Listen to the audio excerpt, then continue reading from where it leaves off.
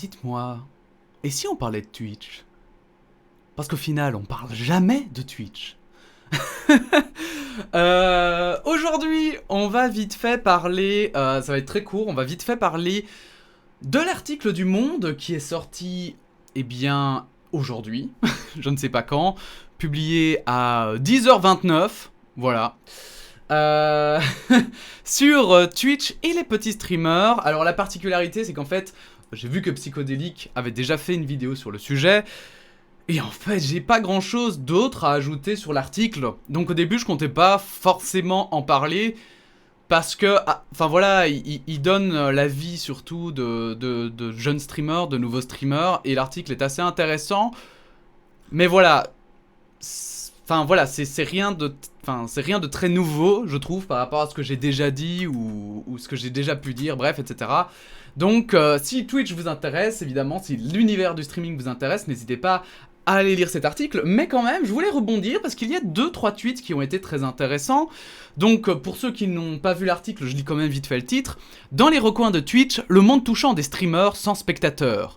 95% du contenu produit sur la plateforme de diffusion de vidéos en direct attire 5 spectateurs ou moins. C'est gigantesque, hein. En attendant le succès, les vidéastes amateurs y streament pour leurs amis ou d'occasionnels inconnus. Moi j'ai de la chance d'avoir d'occasionnels inconnus, mais c'est vrai que j'ai commencé avec moi, mes amis ça les intéressait absolument pas. Et c'est clair que moi donc je stream, pour ceux qui l'ignorent, et c'est clair que c'est très difficile de sortir du lot, c'est très difficile d'avoir les premiers viewers, et puis une fois qu'on a les viewers, c'est très difficile de monter. Donc je vous invite à lire l'article si ça vous intéresse. Si vous voulez, voilà, si ça vous intéresse aussi, moi je peux vous parler évidemment de Twitch de mon point de vue, mais ici je veux vraiment que ce soit rapide parce que ce qui m'intéressait beaucoup c'est que donc Samuel Etienne a recommandé l'article, ce qui est très cool, en disant je vous recommande cet excellent article de Le Monde France sur un aspect moins connu de Twitch, les petits, voire tout petits streamers, ils sont pourtant l'âme de la plateforme. Déjà merci Samuel Etienne de parler de nous, merci de partager ça. Parce que j'avais hâte, notamment sur... j'avais fait déjà une vidéo hein, sur les streamers et l'éventuel chômage, parce qu'en Belgique, ils en avaient déjà parlé. Mais c'est très cool, parce que bah, ça m'étonnerait qu'il ait vu mon arrobase, mais en tout cas, il parle du coup de nous aussi, des créateurs moins connus, et je trouve ça très cool de s'intéresser aussi à nous. Et j'espère qu'il va continuer dans cette démarche. Et apparemment ça va être le cas parce qu'il y a quelqu'un qui lui a dit « Et ça serait bien d'aider ces gens via des raids de 10 000 personnes ?»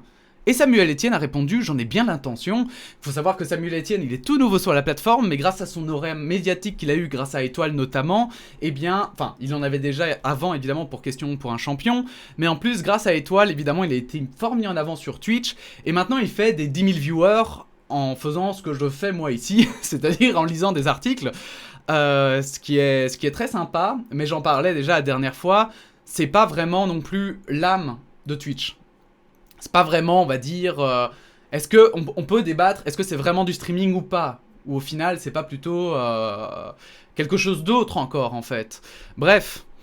Donc je trouvais ça très cool, mais surtout, il y a un tweet qui m'a vraiment parlé, c'est celui de Diamond X, dont j'avais déjà parlé aussi, une fois, pour les livreurs, mais ici, je trouve qu'il dit quelque chose d'extrêmement pertinent que j'avais envie de partager avec vous, parce que les réflexions, c'est une réflexion que je n'ai pas encore vue, et que pourtant, on devrait penser et réfléchir, et qu'en plus, on va pouvoir appliquer sur d'autres sujets. L'article de Le Monde FR met quand même la lumière avec les commentaires sur la naïveté des gens par rapport à l'univers de Twitch et du JV. Les gens sont attirés par un effet de loupe sur une poignée de streamers qui connaissent un succès fou. Si l'article soulève pas mal de vérités, il commet une erreur dès le départ en stipulant que ce sont les petits streamers qui représentent 95% du contenu proposé sur la plateforme, qui sont dans les recoins. Et en fait, je trouvais que c'était une réflexion extrêmement intéressante. Pour plusieurs choses, déjà parce que c'est totalement vrai, évidemment. Comment on peut dire qu'en fait, les petits streamers sont finalement la minorité, alors qu'en réalité ils représentent 95% du contenu? Est-ce que finalement, c'est pas... Et en fait, moi-même, je me suis posé la question, est-ce que c'est vraiment les gros streamers qui font vivre Twitch? Ou bien ce sont les petits? Parce que du coup, s'ils font 95% du revenu... Du contenu, pardon. Imaginez qu'en plus, voilà, effectivement, ils vont pas rapporter, j'invente, mais 5 000 € par mois à Twitch par streamer. Mais si chacun y rapporte 5 € par mois à Twitch, vu qu'ils font 95% du contenu sur Twitch, vous imaginez? Ça veut dire que c'est eux-mêmes qui, en fait, font vivre la plateforme, mais même monétairement. Donc je trouve ça très intéressant parce que ça rejoint aussi évidemment la réflexion que j'avais sur le fait que pourquoi est-ce que quand on commence c'est du 50-50 en termes de revenus et que plus on monte dans les échelons, plus on est connu, plus on peut vivre de notre travail et moins on est taxé par Twitch. C'est extrêmement bizarre parce que les plus gros streamers parfois ils ont des 90-10%, 70-30%, 80%, voilà ils peuvent négocier avec Twitch. Alors que quand tu commences, t'es à 50-50. Mais est-ce que ce serait pas plus logique que ce soit l'inverse? Puisque, évidemment, moi je suis toujours parti dans la logique que si tu réussis sur Twitch, à un moment donné, ben, Twitch a le droit en fait de dire bon bah écoute mec, t'as réussi grâce à notre plateforme, donc maintenant on prélève plus.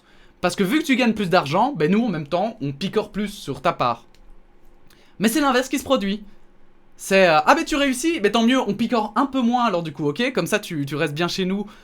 Et je trouve ça vraiment dommage. Et ensuite, pour soulever un autre point, en fait, pour aller sur le plus global, parce que vous savez qu'ici, on parle aussi de politique, on parle aussi d'actualité, et pour revenir sur un peu plus un sujet global, c'est qu'en fait, ce truc de 95-5%, il se révèle dans beaucoup de choses, en fait. Est-ce que, par exemple, il y a de gros débats sur la richesse. On sait qu'aujourd'hui, il y a 1% de personnes qui détiennent 50% des richesses de la planète. Et en fait... Est-ce que, même si, voilà, vous n'êtes pas d'accord avec ce chiffre-là, même si vous allez peut-être dire, ben non, 1% ne peuvent pas détenir 50%, ils en détiennent 30 ou 20, ou même, allez, j'invente, mais même 15%, c'est gigantesque en vrai, par rapport au reste de la population. Donc en fait, la question que je voulais dire, c'est en fait, à partir de quel moment on considère que quelque chose n'est... Enfin, comment dire? À quel moment on se pose la question... si finalement, il ne faudrait pas casualiser ces 95% en fait. Est-ce qu'il faudrait pas que, au lieu de voir ces 95% ici, par exemple, comme des petits, on ne devrait pas se dire que c'est en fait la moyenne, que c'est en fait juste la plateforme en fait, vous voyez? C'est un peu, et c'est ça que je voulais dire par rapport à ce que je disais avec les riches et on va dire la classe moyenne, c'est qu'effectivement... Si 1% des riches détiennent 50% des richesses de la planète, bah en fait, ils sont l'exception en fait. Ils sont pas la règle. Et du coup, est-ce que c'est normal qu'en étant l'exception, ils aient autant, alors que ce serait peut-être plus logique que ce soit la règle qui détienne le plus? Vous voyez ce que je veux dire? Là, à mon avis, je pars un peu... Là, je m'exprime à mon avis pas très bien, mais j'espère que c'est un peu compréhensible. Mais oui, effectivement, j'ai envie de poser la question, finalement, en fait, par exemple, est-ce qu'on ne devrait pas, finalement, réfléchir, en fait, si ces riches ne devraient pas être moins riches, en fait? Par exemple. Est-ce que, quand on parle, par exemple, des racistes, est-ce que, finalement... on ne devrait pas estimer que justement c'est une frange de la population à part plutôt que de dire que c'est la plupart des gens. Est-ce que... Enfin évidemment voilà, mais c'est ce que je veux dire avec les proportions, c'est qu'il faut toujours faire attention à ces proportions parce que finalement c'est évidemment la majorité qui représente quelque chose et pas la minorité quoi. Voilà. Et c'est la même chose par exemple pour les féministes. Ce n'est pas la minorité de féministes qui veut entrer dans un système matriarcal qui représente le féminisme. C'est comme la droite, ce n'est pas la minorité, j'invente, mais qui veut qu'on soit dans une dictature d'extrême droite qui représente la droite. Comme la gauche, ce n'est pas ceux qui veulent entrer dans un régime totalitaire non plus, qui veulent... Qui sont vraiment de gauche. Vous voyez ce que je veux dire? Voilà, c'était ça où je voulais en venir. Je me suis un peu embrouillé dans mon explication, mais j'espère que tout ça reste très clair. Bref... voilà, je voulais juste poser la petite réflexion, je trouvais ça intéressant. N'hésitez pas, si vous l'avez kiffé, à vous abonner, évidemment. N'hésitez pas à liker, disliker. N'hésitez pas à mettre votre opinion en commentaire, c'est très important. Et puis, on se retrouve très bientôt pour une nouvelle vidéo. Voilà, merci à tous, à bientôt. Tchuss.